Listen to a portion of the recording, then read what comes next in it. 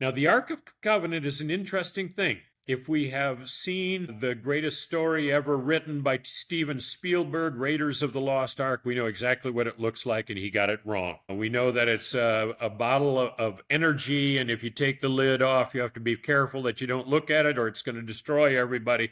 We know the story of Raiders of the Lost Ark. The reality is that it is not that. It is, don't miss this, a mercy seat. A mercy seat. It's not a lid, a mercy lid. It's not a gold lid. It's a mercy seat which rests upon a chest. In other words, it's a chair. It's a beautiful chair, and it has two cherubim. Why cherubim? Because every person of royalty has guards that are to guard the one who sits on the throne. The cherubim don't have their wings stretched over the top of it.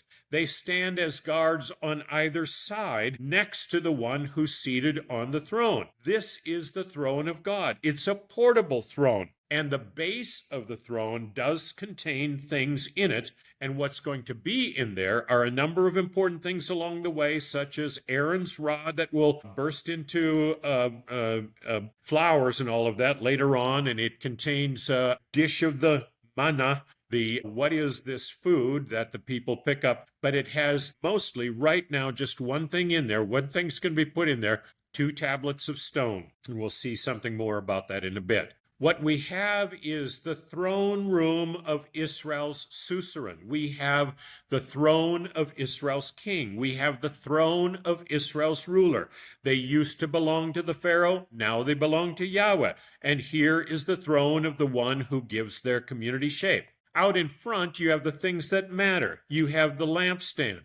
Why? Because they don't have portable generators and they don't have an electric cord long enough to go back to the Aswan Dam on the Nile River and get the energy there. They need some way to have light in this tent, which is made up of skins and cloth and other things. They need some light in there, so they have the lights. And they have a little altar. It's called the altar of incense. There's a big altar outside. It's called the altar of burnt offering. Why have 2 altars? Isn't that redundant? Well, yes and no. Most of us have in our homes, we have ovens, and then when we make for one another burnt offerings, we have air fresheners. There you have it. The altar outside is the oven. The altar of incense is the air freshener.